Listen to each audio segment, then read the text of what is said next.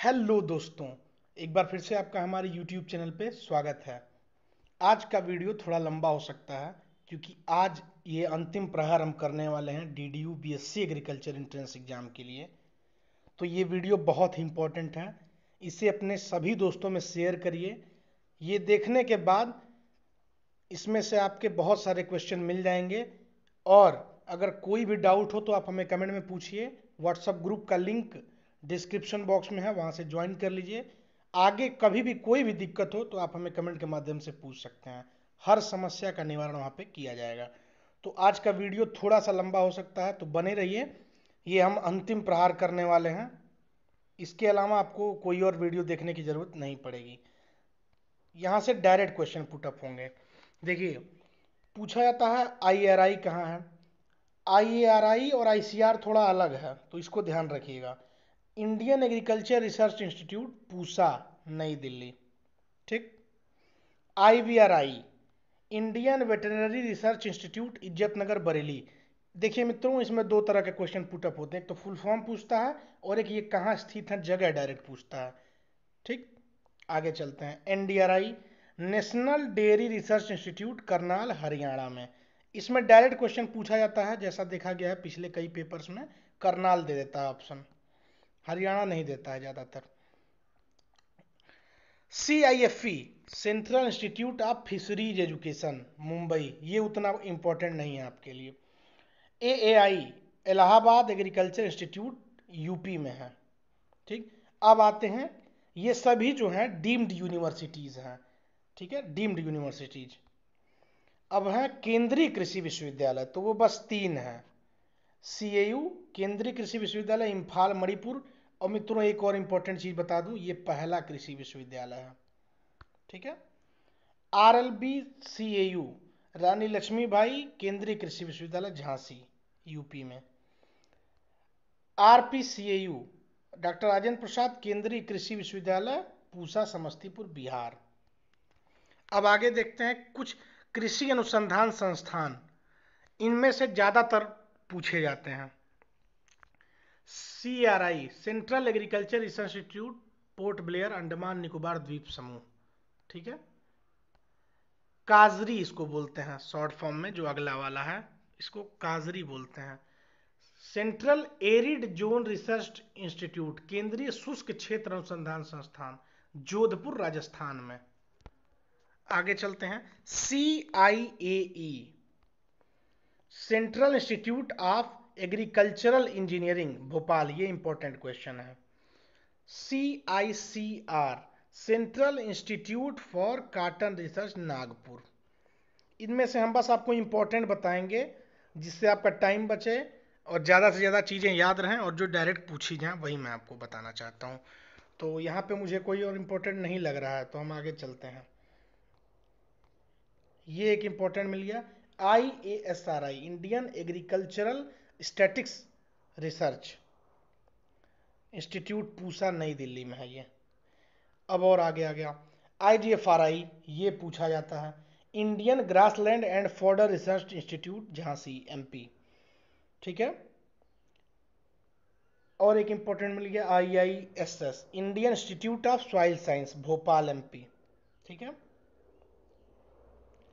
IIPR ये most important है, लगभग DDU में हर साल पूछा गया है ये। Indian Institute of Pulse Research Kanpur Uttar Pradesh, ये जरूर पूछा जाएगा।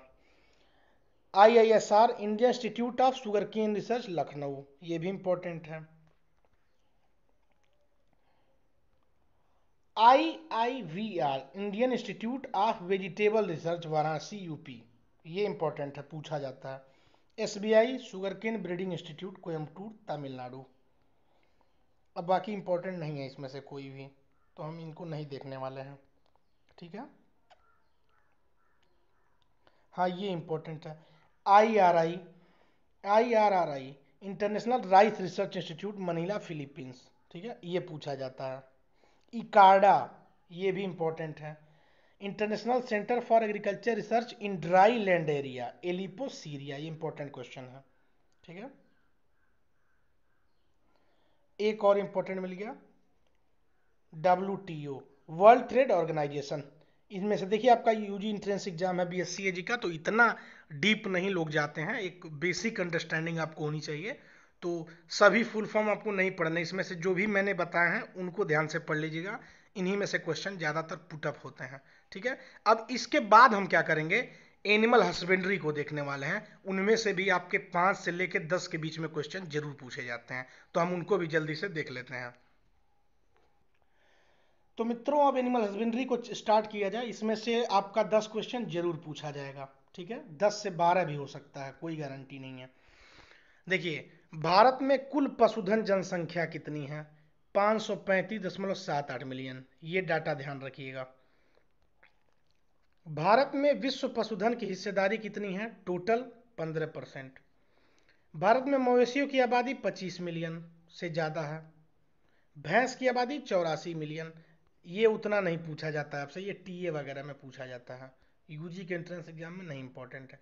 हाँ, मवेशी की बीमारी कैटल डिजीज जो मनुष्य में भी लग जाती है, ये है एंथ्रेक्स। इंपॉर्टेंट क्वेश्चन है, स्टार लगा लीजिएगा। मिल्क डे कब मनाया जाता है? ठीक है, ये 26 नवंबर को मनाया जाता है प्रत्येक वर्ष, और ये क्वेश्चन आईआरआई पीएचडी में भी पूछा गया है। और डॉक्टर वर्गीज कुरियन, यहाँ से कई क्वेश्चन आपको मैं बता दे रहा हूँ। पहली बात, क्वेश्चन आपसे डायरेक्ट पूछेगा श्वेत क्रांति के जनक कौन है, तो डॉक्टर वर्गीज कुरियन है। ठीक है, उसके बाद पूछेगा फादर ऑफ, कई तरह से घुमा के पूछेगा, father of white revolution English में अगर देगा तो वो भी, उसका भी आंसर डॉक्टर वर्गीज कुरियन। ठीक है, मिल्क डे किनकी याद में मनाया जाता है? इन्हीं की याद में मनाया जाता है। 3 क्वेश्चन यहाँ से तैयार हो गया। ठीक है, आगे चलते हैं। गाय का दूध हल्के पीले रंग का किस कारण होता है? ये कैरोटीन के कारण। मे भी आपको अगर इंटर एग्रीकल्चर से है तो आपको ज़्यादा दिक्कत होने वाली नहीं है, लेकिन खासकर दिक्कत थोड़ा बायोलॉजी और मैथ वालों को होता है, तो उनके लिए भी ध्यान देना जरूरी है। एग्रीकल्चर वाले थोड़ा कम ध्यान देंगे तो भी काम चल सकता है। दूध में किसकी उपस्थिति के कारण सफ़ेद रंग होता है? केसीन के नाते, ये एक प्रोटीन होता है। दूध का कार्बोहाइड्रेट या शर्करा घटक है लैक्टोज। ठीक है, इसीलिए दूध देखिएगा थोड़ा सा मीठा होता है। दूध में किस तत्व की कमी होती है? आयरन। और ये बहुत मोस्ट इंपॉर्टेंट क्वेश्चन है, देखिए बीएचयू में पूछा गया है, हर जगह पूछा जाता है, एक्सेप्शनल चीजें पूछी जाती हैं। दुग्ध का अधिकतम उत्पादन कहाँ होता है? यूपी में, अपने यूपी में होता है। ठीक है, दूसरे स्थान पे कौन आता है? राजस्थान। ये बिल्कुल भी इंपॉर्टेंट नहीं है, दूसरा स्थान नहीं पूछा जाता। हम इंपॉर्टेंट क्वेश्चन देखने वाले हैं ताकि महामैराथन बहुत ज़्यादा लंबा ना हो और आपका पूरा रिवीजन अच्छे से हो जाए और आपका एंट्रेंस एग्जाम में एक सीट पक्का हो जाए। दूध में वसा के ग्लोब्यूल किस रूप में होते हैं? पायस, इमल्सन के रूप में होते हैं। ठीक है, इमल्सन के रूप में। दूध में मौजूद प्रोटीन किस रूप में होती है? कोलाइडल अवस्था में। लैक्टोज और मिनरल्स दूध में मौजूद होते हैं घोल के रूप में। दूध कमजोर स्रोत है आयरन का और विटामिन का। ठीक है, देखिए दूध में बस आयरन नहीं पाया जाता है और विटामिन सी नहीं पाया जाता है, बाकी सभी चीजें पाई जाती हैं। भारत किसके उत्पादन में प्रथम स्थान पे है? कालीन ऊन। साइलेज बनाने के लिए सबसे अच्छी फसल? मक्का। Most important question. वयस्क पशु भेड़ का पहला क्लोन थी, ये थी है गलती से कर दिया गया, डॉली भेड़। ठीक है, डॉली नाम की भेड़ थी। भारत में ऊन का अधिकतम उत्पादन? राजस्थान 35%, कुल का 35%, 100 में 35। ठीक है, ध्यान रखिएगा। नवजात शिशु के बछड़े में सींग कलिका रोधन किया जाता है 4 से 10 दिन की आयु में, ये उतना इंपॉर्टेंट क्वेश्चन नहीं है। पशु के रूमेन में गैसों के संग्रह के सूजन के कारण होता है बीमारी, उसको अफारा बोलते हैं, ब्लॉट। गाय के कोलेस्ट्रम में प्रोटीन और भैंस के कोलेस्ट्रम में प्रोटीन कितना पाया जाता है? ये ज़्यादातर पूछा जाता है। अंतर में पूछ लेगा कि किस में ज़्यादा पाया जाता है, गाय में, भैंस में, या दोनों में, या किसी में नहीं, तो आपको वहाँ पे ध्यान देना पड़ेगा। कोलेस्ट्रम मतलब आपको बता दें खीस बोला जाता है। जो गाय या भैंस बच्चा देने के बाद, बछड़ा देने के बाद जैसे ही वो प्रथम जो स्राव होता है उसको खीस बोलते हैं। ठीक है, जो गांव में जिससे इनरी बनाया जाता है, हमारे यहाँ इनरी बोलते हैं, ठीक है, आसान भाषा में आपको बता दिया गया। तो गाय के जो खीस होता है उसमें प्रोटीन 17.8% पाया जाता है और भैंस में 21.4%। ये ध्यान रखिएगा डाटा। आगे चलते हैं। आम तौर पर जुगाली करने वाले पशुओं में पेट 4 भागों में विभक्त रहता है, जैसे भेड़, मवेशी मतलब गाय, भेड़, बकरी, हिरण तथा ऊंट को छोड़कर, जिसमें 3 चैम्बर होते हैं, ठीक है। दूध कैल्शियम, फास्फोरस का समृद्ध स्रोत और विटामिन ए का उत्कृष्ट स्रोत है। अब इसमें एमसीक्यू बनेगा कि दूध में सबसे दुग्ध एक उत्कृष्ट स्रोत है, कई ऑप्शन दे देगा तो वो होगा उसमें आंसर विटामिन ए। विश्व में कुल दुग्ध उत्पादन, कुल भैंस ऊन उत्पादन और कुल पशु उत्पादन में भारत का स्थान पहला है। ये एक आसान हो गया आपके लिए कि दुग्ध उत्पादन में भारत पहला रैंक है, कुल भैंसों सबसे ज्यादा भैंसें भारत में है, ऊन उत्पादन भारत में सर्वाधिक होता है और सबसे ज्यादा पशु भी भारत में पाए जाते हैं। तो 4 क्वेश्चन यहां से आपका तैयार हो गया, ठीक है मित्रों। चैनल को एक बार सब्सक्राइब करके बेल आइकन को प्रेस कर दीजिएगा ताकि आने वाले सभी वीडियोज की नोटिफिकेशन आपको टाइम टू टाइम मिलते रहे। हम आपके लिए इतनी मेहनत कर रहे हैं तो आपका भी कुछ फर्ज बनता है। आगे चलते हैं।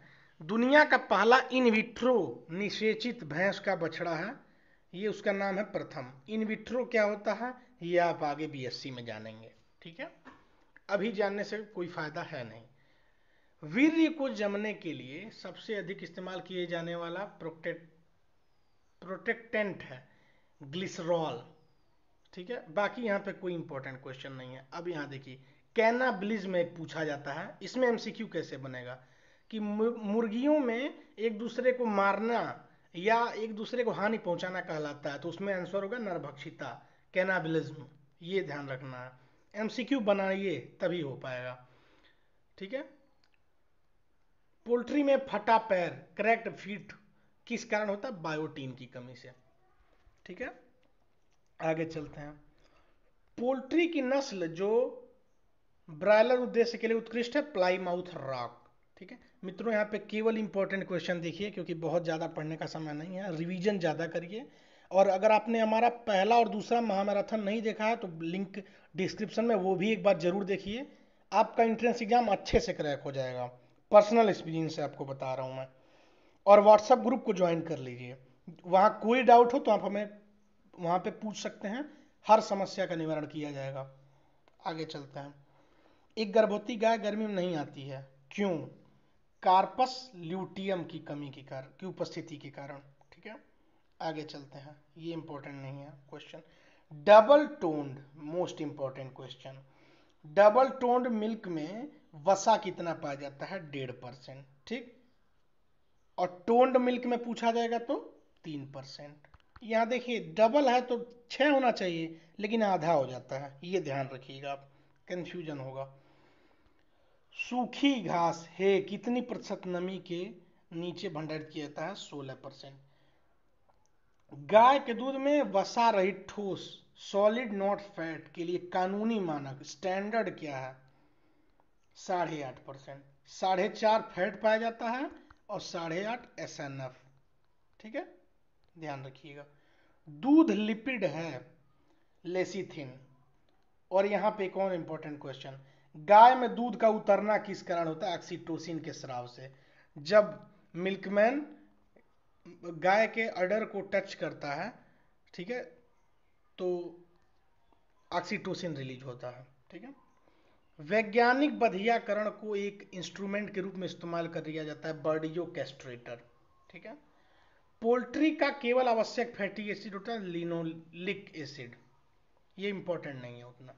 यहाँ पे फॉर्मूला पूछ लेता है, glucose plus glucose maltose, glucose plus fructose sucrose, glucose plus galactose lactose, ठीक है, ये इंपॉर्टेंट है, तीसरा वाला मोस्ट इंपॉर्टेंट है।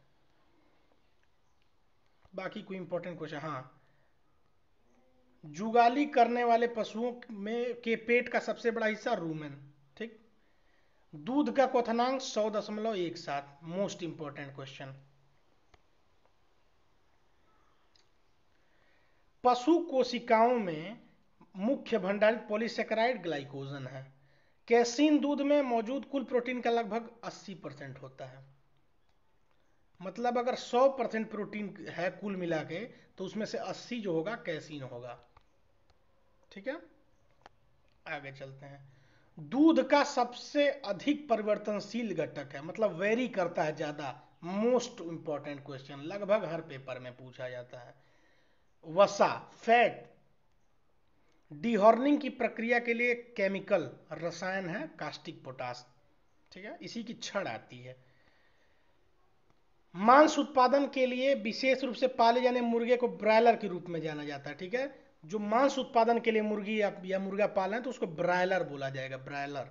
ठीक है, और अंडा के लिए किएंगे तो उसको लेयर बोला जाएगा, ये ध्यान रखिएगा आप। वह प्रोटीन जिसे पचाया ही नहीं जा सकता है, इलास्टीन प्रोटीन। ठीक है, बाकी कोई यहां पे इंपॉर्टेंट नहीं है। ताजा निकाले गए दूध का पीएच मान होता है 6.5 से 6.7। बाकी इसमें से कोई और उतना इंपॉर्टेंट क्वेश्चन नहीं है। हाँ, एक और है। पोल्ट्री में मैग्नीज की कमी से बीमारी होती है, पेरोसिस। ये आने का चांस थोड़ा रहता है। बाकी यहाँ पे कोई और इंपॉर्टेंट क्वेश्चन नहीं दिख रहा। Pasteurisation, most important. ये इसमें 3 क्वेश्चन बनते हैं कि सभी रोगजनकों को मारने के लिए जो क्रिया की जाती है उसको बोलते हैं पास्चुराइजेशन, या उसको शुद्ध हिंदी में बोलते हैं पास्तुरीकरण। ठीक है, पास्तुरीकरण शुद्ध हिंदी में बोलते हैं। और 2 क्वेश्चन बनते हैं इसमें। एक बनता है कि LTLT, low temperature long time, दूध का 30 मिनट के लिए 61 से 63 डिग्री सेल्सियस ताप पे एक्सपोजर, ये पूछा जाता है। और एक है HTST, high temperature short time, मतलब हाई टेम्परेचर रहेगा कम समय तक रखेंगे, उसमें 15 सेकंड के लिए 71 से 76.6 डिग्री सेल्सियस, ये जरूर पूछा जाता है। एक और होता है अल्ट्रा हाई टेम्परेचर, मतलब बहुत ज्यादा टेम्परेचर 148 डिग्री सेल्सियस। सोचिए 40 होता है तो गर्मी से हालत खराब होती है, 148 यहाँ पे दिया जाता है, 5 सेकेंड, या 149 डिग्री सेल्सियस ताप पे 0.5 सेकेंड, पलक झपकते ही। ठीक है, अब आगे देखते हैं। और यहाँ पे कुछ शब्दावलियां हैं, इसमें से क्वेश्चन पूछे जाते हैं। ठीक है, जैसे समूह को क्या बोलते हैं, तो गाय का जो समूह होता है उसको झुंड। ठीक, भैंस का जो समूह होता है उसको झुंड बोलते हैं। समूह मतलब ग्रुप ऑफ एनिमल, किसी चीज का अगर ग्रुप होता है तो समूह बोलते हैं। ठीक है, समझ सकते होंगे आप। भेड़ का झुंड फ्लॉक कहलाता है, ये पूछा जाता है। बकरी का फ्लॉक या ट्रिप कहलाता है, दोनों दे सकता है। सुअर का जो ग्रुप होता है उसको बोलते हैं ड्रो या हर्ड। पोल्ट्री का फ्लॉक। ठीक, और बताते हैं। वयस्क नर, मतलब जो प्रौढ़ हो गया है उस नर को क्या बोलेंगे, तो मवेशी मतलब यहां गाय है, ये ध्यान रखिएगा, बार बार नहीं यूज किया जाएगा इसको। वयस्क नर को बुल बोलते हैं, सांड हिंदी में, गांव वगैरह में। भैंस को बुल, भैंस बुल, गलत प्रिंट हो गया, बुल बोलते हैं इसको भी। भेड़ के वयस्क नर को रेम, बकरी के वयस्क नर को बक, सुअर को बोअर, पोल्ट्री में जो नर होता है उसको मुर्गा बोलते हैं। और वयस्क मादा, ये टेबल फॉर्म में है, अच्छे से देख लीजिएगा, इसमें से 2 क्वेश्चन बन जाएगा आराम से। वयस्क मादा गाय बोलते हैं, इसको भैंस बोलते हैं, इसको ईव या डैम बोलते हैं, इसमें डोए बोलते हैं, इसमें सा बोलते हैं, इसमें मुर्गी बोलते हैं। ठीक है, युवा नर। एक और इंपॉर्टेंट है, बाकी ये दोनों उतना इंपॉर्टेंट नहीं है। मांस को क्या बोलते हैं, तो गाय के मांस को बीफ, भैंस के मांस को बुफेन बोलते हैं, ये गलत प्रिंट हो गया थोड़ा। भेड़ के मांस को मटन, बकरी के मांस को चेवन, सुअर के मांस को पॉर्क, चिकन के मांस को चिकन बोलते हैं, पोल्ट्री के मांस को। मित्रों, एक दिक्कत यहाँ पे हो गई थी, जब डीडीयू का एंट्रेंस एग्जाम मैंने दिया था 2020 में, वहां पे एक क्वेश्चन आया था कि बकरी के मांस को, तो ये सब ऑप्शन दिए थे और मटन दिया था, चेवन नहीं। तो अगर आपको ऑप्शन में ये चेवन ना दिखे तो यहाँ पे लोकल लैंग्वेज में मतलब मटन ही लोग बोल देते हैं। खैर वो गलत है, पर यूनिवर्सिटी के ऊपर है, कि वो ऑप्शन में क्या देती है। तो अगर ऑप्शन में आपका मटन दिख रहा है तो वो मटन आप क्लिक कर दीजिए, वो सही हो जाएगा। ठीक है, तो ये ध्यान रखिएगा, मेरा फर्ज था आपको बताना। अब यहाँ पे गाय की कुछ संकर नस्लें पूछी जाती हैं। एंड देखिए, करन फ्रीज, होलिस्टीन फ्रीजियन और थारपाकर गाय का संकरण है ये। एनडीआरआई करनाल द्वारा विकसित है, पूछी जाती हैं। इसमें बहुत कठिन नहीं पूछेगा, संकर नस्ल है निम्न में से, ऐसे देगा। Which of the following is a hybrid breed of cow, या हाइब्रिड ब्रीड ऑफ बुफेलो, इस तरह से देता है। ठीक है, बाकी एक है करन स्विस, ब्राउन स्विस सांड जो है साहिवाल गाय से संकरण करा के बनाया गया है। बाकी इतना इंपॉर्टेंट नहीं है, मैं आपको बस इंपॉर्टेंट चीजें बता रहा हूँ। भैंस की नस्लें इसमें डायरेक्ट देता है मुर्रा, नीली रावी, गोदावरी, सूरती, जाफराबादी, ये सब पूछता है, बहुत ज्यादा नहीं डीप जाएगा। ठीक है, अब आते हैं दूध पे। दूध किसको बोलते हैं परिभाषा आपसे नहीं पूछी जाएगी, एमसीक्यू एग्जाम है, तो हम ज्यादा डीप देखने वाले हैं। हम ये देखेंगे क्वेश्चन कहाँ से पुटअप हो रहा है, हमारा उद्देश्य है एंट्रेंस एग्जाम क्रैक करना। ठीक है, अब यहाँ पे हम देखते हैं दूध। स्वस्थ पालतू मादा पशुओं से वत्स जनन के 15 दिन पूर्व एवं 5 दिन पश्चात जो स्वच्छ एवं ताजा लैक्टियल क्षरण होता है उसे दूध कहते हैं। ठीक है, बस ये जानिए आप। पूर्ण जो दूध होता है, कंप्लीट मिल्क, मैंने आपको पहले ही बता दिया था, 3.5% fat, 8.5% SNF, solid not fat. ठीक है, बाकी उतना इंपॉर्टेंट नहीं है। मिल्क लेट डाउन की क्रिया अडर सिस्टम कोशिकाओं द्वारा होती है, ध्यान रखिएगा। ऑक्सीटोसिन क्या है, आपको कई बार सुना होगा आपने, ये हार्मोन है जो दूध को नीचे उतारता है। ठीक है, देखिए एक सेकंड का टाइम लेके बता दे रहा हूं आपको। जब जो मिल्क मैन होता है गाय के आयन को छूता है, उद्दीपन करता है, या बछड़े से दूध को पिलाने के लिए उसको प्रेरित करता है, तो बछड़ा जैसे ही उसके अडर को छूता है गाय के, तो पीयूष ग्रंथि जो होती है गाय की, तो पीयूष ग्रंथि में पिट्यूटरी ग्लैंड बोलते हैं इंग्लिश में, तो वहां पे एक इंडिकेशन जाता है, तो फिर वहां से स्राव होता है ऑक्सीटोसिन हार्मोन का, फिर जो होता है काऊ के अडर में मिल्क बहने लगता है। ठीक है, तो एक इजी प्रोसेस है। एनिमल हस्बेंड्री एक इजी सब्जेक्ट है, उतना टफ नहीं है, बस अगर आप ध्यान दें। अब यहाँ पे आता है डायरेक्ट क्वेश्चन कि दूध में का संगठन, मिल्क कंपोजिशन पे, कि दूध में पानी कितना पाया जाता है, तो 80 से 90 यहाँ पे दिया है, सारा टेंशन खत्म कर दिया है। आपको आसपास का डाटा ध्यान रखना पड़ेगा, क्योंकि आप यूजी का एंट्रेंस एग्जाम दे रहे हैं, पीएचडी का नहीं दे रहे हैं। ठीक है, तो आपको 80 से 90 के बीच में जो भी दिख रहा है, तो अगर भैंस इसमें भी वेरी करता है, भेड़ में 80, गाय में 87, भैंस में 82, ऑप्शन पे डिपेंड करता है, आसपास का देख के आप लगा दीजिएगा। अब इसमें फैट किस, इसमें दो क्वेश्चन बनेगा, बस तीन, कि मूल्य निर्धारण किससे किया जाता है, वसा से किया जाता है। वसा किस रूप में, निलंबन, सस्पेंशन या गोलिकाओं के रूप में पाई जाती है। ठीक है, वसा में विटामिन कौन से घुले रहते हैं, तो उसमें पूछेगा तो आप ट्रिक से याद रखिए, ए डी ई के, 4 विटामिन। वसा का अपेक्षिक घनत्व पूछ लेता है कभी कभी, तो उसमें आपको 0.93 लगाना है। इसके बाद प्रोटीन पे क्वेश्चन बनता है कि दुग्ध प्रोटीन का मुख्य भाग केसीन होता है, मतलब 80% केसीन प्रोटीन। एल्बुमिन और ग्लोबुलिन ये दोनों बहुत सूक्ष्म मात्रा में पाए जाते हैं। और पूछता है गाय के दूध में प्रोटीन 3.5, भैंस में 3.6, भेड़ में 3.5। ठीक, एक और क्वेश्चन कि दूध में प्रोटीन किस रूप में पाया जाता है, तो ये पायस कोलाइड्स के रूप में पाया जाता है। ठीक, एक और टॉपिक है लैक्टोज के ऊपर, कि लैक्टोज जो होता है दुग्ध का क्या है, तो दुग्ध का एक मुख्य कार्बोहाइड्रेट होता है। दूध देखिएगा मीठा थोड़ा सा लगता है, तो वो लैक्टोज ही के कारण। ठीक, अब यहाँ पे एक होता है कि गाय के दूध में लैक्टोज कितना पाया जाता है, 4.9%, भैंस में 5.4, और मानव के दूध में 6.9। ठीक, बाकी यही पाया पूछा जाता है। खनिज लवण में ये पूछा जाता है कि 1% से कम मात्रा, वो उतना नहीं पूछा जाता है। खनिज लवण किस रूप में, घोल के रूप में।